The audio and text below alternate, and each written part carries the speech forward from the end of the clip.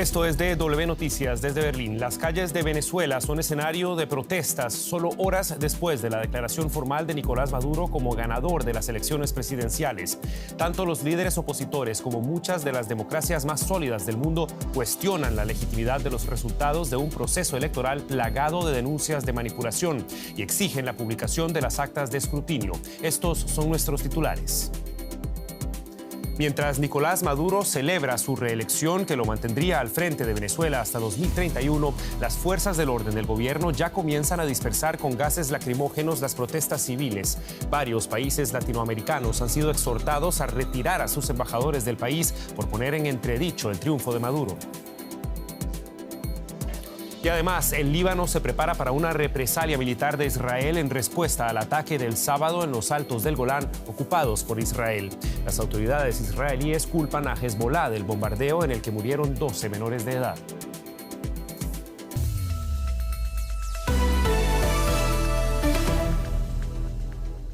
Los saluda Javier Arguedas. Gracias por informarse con nosotros.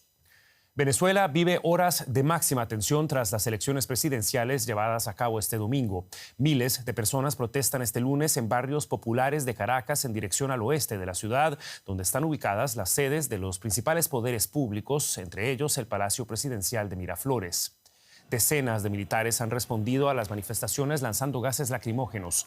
Tras el anuncio del Consejo Nacional Electoral, bajo control del chavismo, en el que proclamaba formalmente a Nicolás Maduro como ganador para un tercer mandato con más del 51% de los votos, se han podido ver videos de conductores de motocicletas y manifestantes junto a una notable presencia policial en las calles de varias ciudades venezolanas.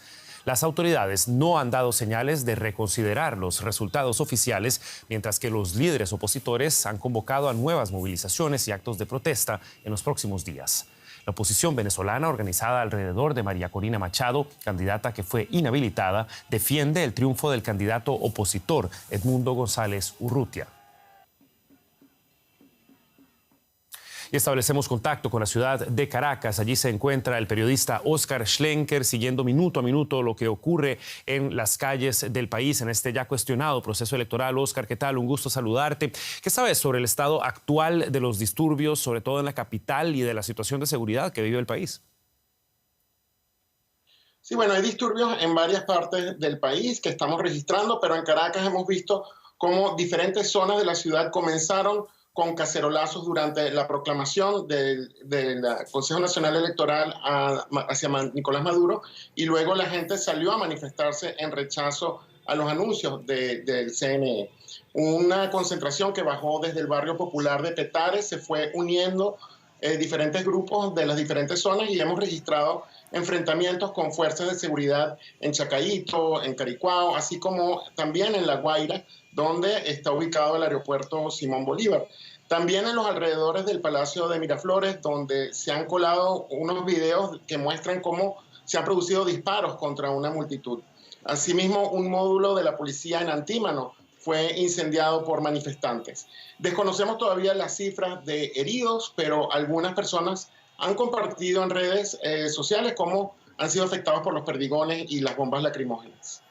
Todo esto sin duda trae amargos recuerdos del pasado reciente de Venezuela. Óscar, la oposición, por lo menos en sus declaraciones de ayer, instaba a la población a esperar. ¿Hay alguna noción de dónde vienen estos movimientos sociales? No, lo que hemos registrado tanto en la calle como las fuentes periodísticas y los testimonios es que esto ha sido espontáneo. Estamos atentos a las declaraciones de la plataforma unitaria, pero su mensaje hasta ahora ha sido esperar, mantener la calma, pero asegurando el triunfo de Edmundo González Urrutia en las elecciones. Lo que preocupa ahora y lo que se quiere evitar es que la escalada de las protestas lleve a una represión violenta hacia los manifestantes, y que se cumplan las amenazas de que estos resultados culminen, que es lo que nadie quiere, en un baño de sangre. Este era el reporte de Óscar Schlenker ante las tensiones que se viven desde ya en Venezuela, horas después de la declaratoria de Nicolás Maduro como ganador de las elecciones presidenciales. Muchas gracias, Óscar. Seguiremos en contacto.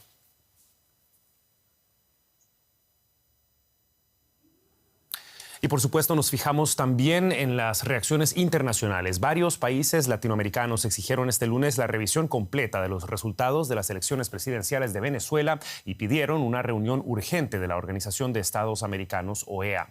En consecuencia, la administración de Maduro exigió a Argentina, Chile, Costa Rica, Perú, Panamá, República Dominicana y Uruguay el retiro de manera inmediata de sus representantes en territorio venezolano, en rechazo a lo que llamó sus injerencistas acciones y declaraciones sobre las elecciones de este domingo. En Europa, España rehusó pronunciarse hasta que sean publicadas las actas mesa por mesa. La líder de la oposición venezolana, María Corina Machado, asegura que los resultados anunciados por el Consejo Nacional Electoral no son reales y sostiene que Edmundo González Urrutia, el candidato opositor, obtuvo el 70% de los votos. Los mandatarios de algunos países latinoamericanos fueron contundentes en sus declaraciones. Estas fueron algunas de las reacciones. El gobierno de Panamá anuncia el retiro del personal diplomático de Venezuela y poniendo en suspenso las relaciones diplomáticas hasta tanto no se realice una revisión completa de las actas y el sistema informático del escrutinio de votación que permitan conocer la genuina voluntad popular. El fraude que ha llevado a cabo y perpetrado el dictador Nicolás Maduro no es ni más ni menos que una victoria pírrica. Puede que haya ganado una batalla, que él crea que ha ganado una batalla. Sin embargo, lo más importante es que los leones venezolanos despertaron. Hasta el momento, con la información que tenemos, todavía nos entregan todas las actas que podrían verificar esa elección. Mientras eso no se haga, nosotros como país nos vamos a abstener de hacer un reconocimiento a lo que ha señalado el Consejo Nacional Electoral. Vamos a esperar que terminen de contar los votos. Tenemos la información que el órgano electoral de Venezuela le está dando el triunfo al presidente Maduro.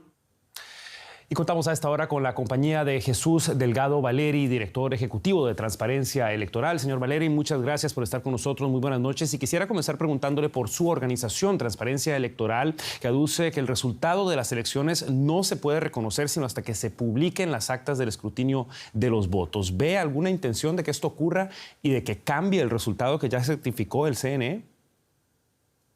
Sí, es una cuestión elemental en un proceso electoral que no se pueden anunciar los resultados sin tener los datos cargados y a disposición de las partes, ¿no?, que están compitiendo en el proceso electoral. En el caso de Venezuela, el Consejo Nacional Electoral emitió un primer parte en la noche de Venezuela, anunciando la victoria de Nicolás Maduro, además con un porcentaje no totalizado cerca de 20%, que incluso podía modificar esa tendencia irreversible que anunciaba el presidente del Consejo Nacional Electoral. Pero en todo caso, mientras no haya actas de escrutinio de las 30.000 mesas que se desplegaron el día de ayer en Venezuela, no se puede hablar ni de victoria ni de derrota de ningún candidato.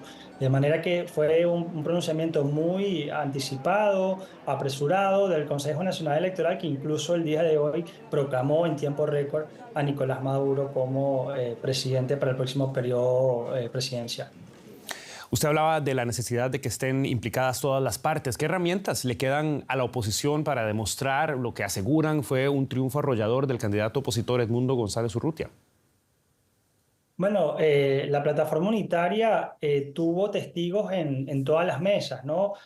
Hasta la última actualización que dieron el día de hoy decían que cerca de un 60-65% de actas las tenían, ¿no? Esto es lo que les permitía a ellos emitir esa respuesta al anuncio del Consejo Nacional Electoral, en el que aseguraban que Edmundo González se había hecho con la victoria con 70 puntos, mientras que Nicolás Maduro tenía 30. La oposición, a través del comando de campaña, asegura tener estas actas a través de sus testigos. Muchas actas también han sido vistas en redes sociales, en grupos de WhatsApp.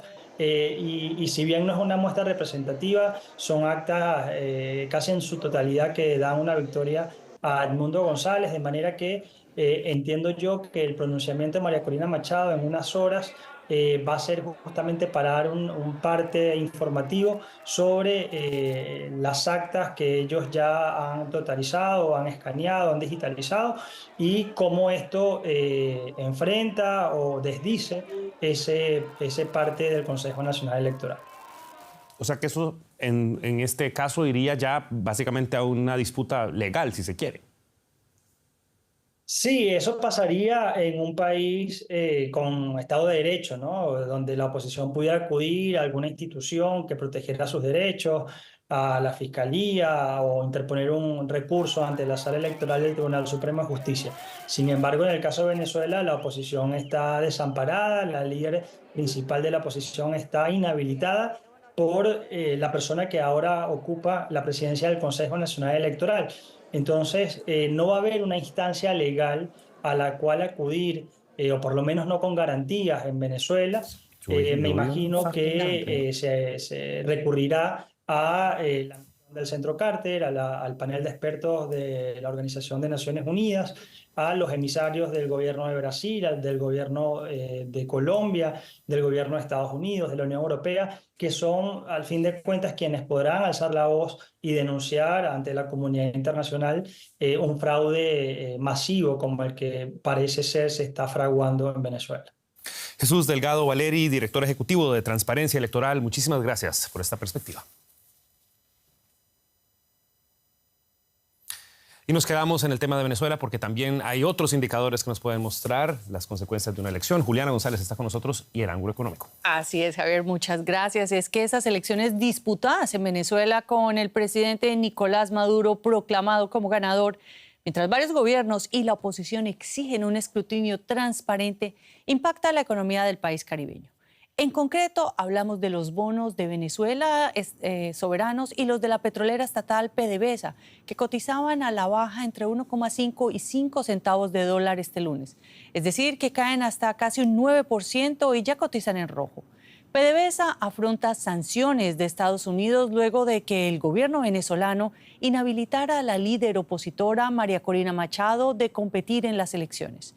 El resultado en disputa de estas elecciones también influirá respecto a si Estados Unidos levanta las sanciones que impiden a empresas norteamericanas comerciar con PDVSA. Y nosotros invitamos a Jorge Piedrahita, consultor del Copérnico Recovery Fund, enfocado en deuda venezolana, para hablar de las repercusiones económicas de este resultado electoral en Venezuela. Muchas gracias, señor Piedrahita, por aceptar nuestra invitación. Cuéntenos, ¿contaban los mercados con este resultado y cómo impacta a la deuda venezolana finalmente? Muchas gracias por la invitación. Los mercados en términos generales estaban asumiendo que iba a haber algún tipo de complicaciones con esta elección y de hecho es lo que está sucediendo. Tal vez las complicaciones son más graves de lo que se esperaba, dado que las proyecciones de que el señor Urrutia iba a ganar las elecciones. O sea, quedaba claro que la oposición iba a ganar las elecciones en estos momentos y al no darse ese resultado, en el día de hoy los precios de los bonos, como usted lo ha indicado, han caído en varios puntos. Sin embargo, no es algo demasiado dramático, dado que todavía hay una esperanza relativamente razonable de que esta situación se vaya a solucionar y que el señor González Urrutia tenga o una segunda chance de una elección o que sea declarado el ganador, dadas las graves irregularidades que hemos visualizado. Señor Piedrahita, muchos países, lo dicho, no reconocen esa victoria de Nicolás Maduro sin la publicación completa del recuento de votos. Con varias sanciones económicas encima y una infraestructura económica bastante deteriorada, ¿qué le espera al país en materia económica con este nuevo periodo? Bueno, si el presidente sigue siendo Maduro por los próximos 6 años, Maduro solo ha traído miseria al país. O sea, durante la administración de Maduro, el Producto Bruto de Venezuela, en su punto mínimo, había caído aproximadamente un 80%, vale decir algo total y completamente inusual para un país que no estuvo en un periodo de guerra. Por consiguiente, eso es lo que debemos esperar.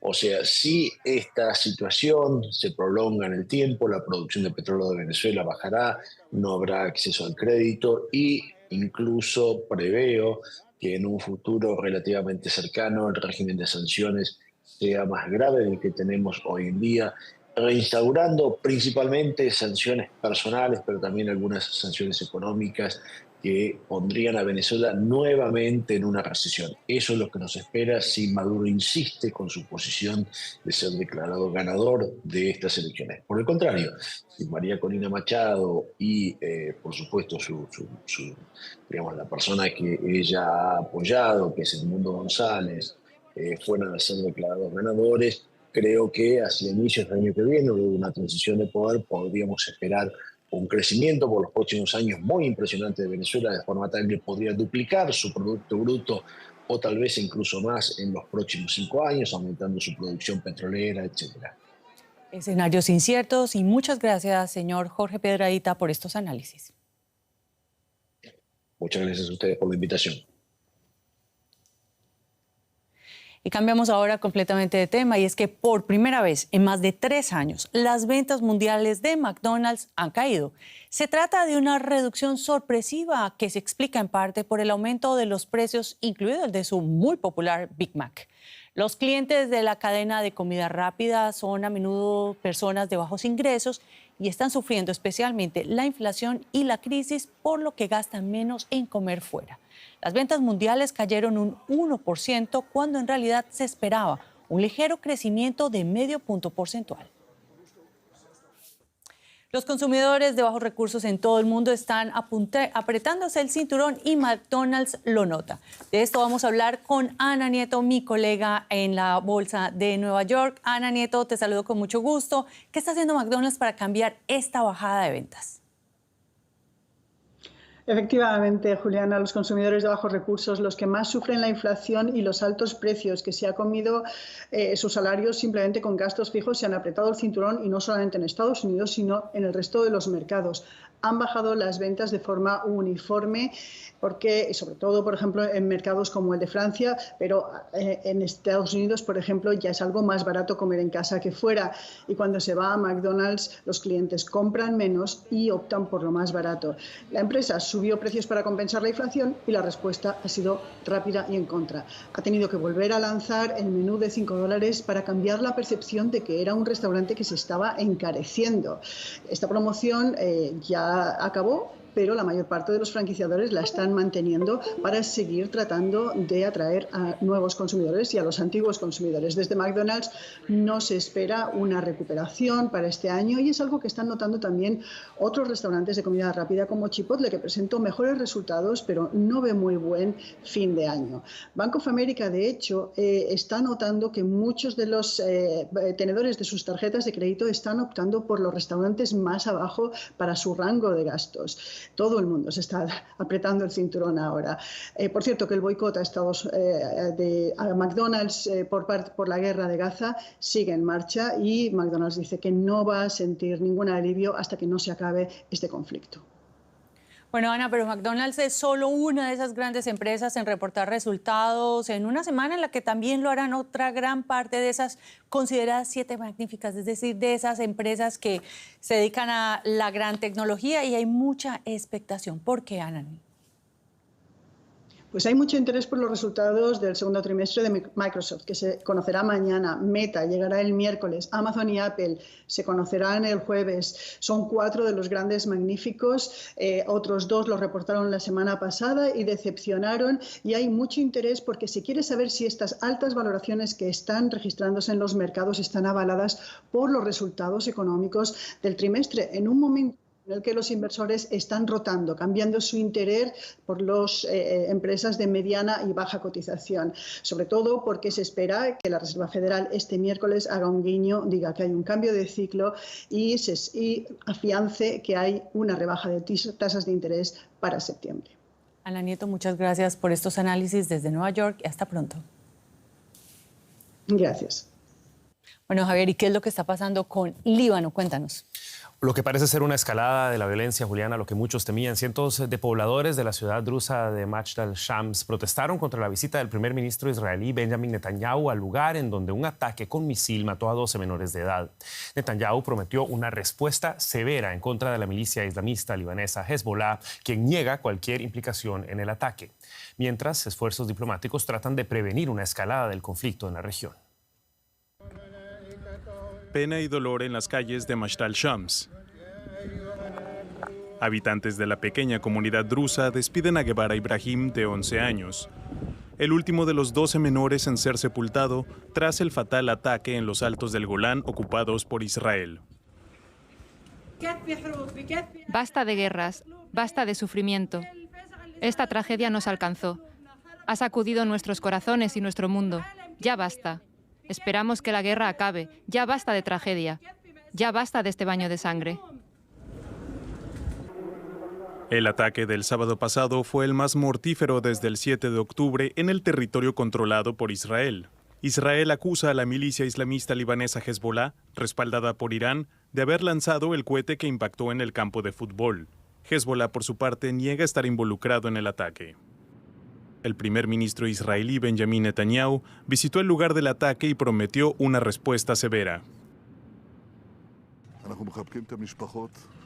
Acompañamos a las familias en estos momentos de dolor indescriptible. Estos niños son nuestros, son los hijos de todos nosotros. El Estado de Israel no puede ni dejará esto impune. Nuestra respuesta está en camino y será severa. Pero no todos acogieron la visita del primer ministro en el municipio árabe. Varios pobladores exigieron la retirada de Netanyahu. Él no es bienvenido en nuestro pueblo. Es un mentiroso y un corrupto. Y viene a usar el cuerpo de nuestros hijos para salir en televisión. No se lo permitiremos. Líbano ha pedido una investigación independiente del ataque en los altos del Golán.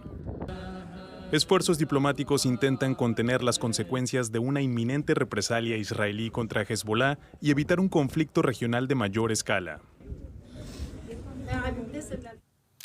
Y establecemos contacto a esta hora con Luciano Zácara, quien es experto en Medio Oriente, para ayudarnos a analizar las implicaciones de estas noticias en desarrollo. ¿Qué tal? Muy buenas noches. Bienvenido y gracias por estar con nosotros. Oficiales israelíes afirman que el ejército de Israel se prepara para, citamos, unos días de combate, mientras otras voces oficiales afirman, eso sí, que Israel no quiere hundir a la región en un conflicto a gran escala. ¿Cómo valora usted este tipo de declaraciones? Bueno, por una parte Israel no quiere meter a toda la región en un conflicto mucho más grande que va a tener consecuencias incalculables, pero por otra parte tampoco se puede dar el lujo de tener otro frente abierto. Ha habido muchos problemas y muchas protestas. Estas protestas durante la visita del propio primer ministro demuestran que el sentir popular en Israel no está no es muy coherente, no está muy cohesionado en función de cómo continuar esta guerra. Ha habido en estos días, también ayer y hoy, por la detención de determinados soldados que estaban acusados de violaciones de derechos humanos en cárceles con palestinos, gente que ha entregado sus armas, soldados reservistas que no quieren participar de la guerra tampoco. Por lo tanto, no es una situación que Israel pueda decir vamos a iniciar una guerra que dure días o meses y que estén dispuestos y que tengan el personal suficiente y la voluntad de seguir adelante con una guerra que no sabemos cuánto podría llegar a durar. Todo esto mientras Hezbollah continúa negando la autoría de este ataque. En primer lugar, ¿dónde están esas líneas, quizá también para la audiencia que no está muy familiarizada con el tema, entre el Líbano como país y Hezbollah como organización? ¿Y qué tan importante es esa diferenciación ante una represalia como la que se prevé? Bueno, Hezbollah es parte de la estructura política del Líbano, es parte del gobierno, pero tiene su propia milicia, lo que le hace también tener una cierta capacidad de maniobra mucho más grande que el propio gobierno libanés, sobre todo en lo que es la zona sur. Hay que tener en cuenta que desde el principio del conflicto ha habido más de 350 miembros de Hezbollah que han muerto durante los enfrentamientos y que el gobierno libanés no ha reaccionado de la manera en que se podría haber esperado, siendo que son libaneses los que han muerto, pero como han sido de Hezbollah, se deja un poco que sea Hezbollah el que decida qué acción tomar desde el punto de vista militar respecto a Israel. Evidentemente el gobierno libanés no quiere meterse en una guerra y han condenado la violencia y han condenado este ataque sin mencionar específicamente a Hezbollah, pero obviamente no quieren verse arrastrados a un conflicto que mientras se mantenga en escaramuzas limitadas entre Hezbollah en el sur del Líbano y el norte de Israel, Beirut y las otras regiones podrían mantenerse más o menos a salvo. Era el análisis del experto Luciano Zácara. Muchísimas gracias, señor Zácara, por su participación y hasta una próxima ocasión. Gracias a ustedes y buenas noches. Y manifestantes de la ultraderecha israelíes irrumpieron en la base militar de Sde Teiman en el desierto de Negev después de que el ejército detuviera a 9 soldados sospechosos de cometer abusos contra un prisionero palestino. Entre los manifestantes había miembros de la coalición de gobierno. Según medios locales, a los detenidos se les acusa de abusos graves. Los ultraderechistas argumentan que solo cumplían con su deber. El preso palestino, a quien se le atribuyen vínculos con la organización Hamas, reconocida como terrorista por varios países, fue encontrado en estado crítico hace 3 semanas. Grupos de derechos humanos señalan que ese caso no es excepcional y que los abusos a prisioneros palestinos en Sde Teiman son sistemáticos. En Southport, al noroeste de Inglaterra, 2 menores de edad fallecieron tras un ataque con arma blanca, según reportó la policía. 11 personas más resultaron heridas. El ataque se produjo en un centro comunitario durante un baile. La policía detuvo a un joven de 17 años sospechoso de haber participado en el ataque y al que se le imputan cargos de intento de homicidio. Se desconocen aún los móviles del crimen. Tenemos tiempo para los deportes. En París, el jinete alemán Michael Jung se colgó su 3er oro olímpico en la competencia individual del concurso completo de hípica. Una victoria que lo convierte en el primero en conseguir este hito. Campeón. El japonés Yuto Horigome volvió a proclamarse campeón olímpico de skateboarding callejero este lunes tras haber logrado el primer oro de la disciplina en 2021, cuando se produjo el debut olímpico de este deporte.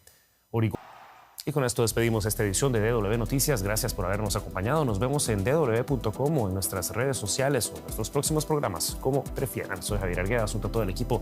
Que la pasen bien.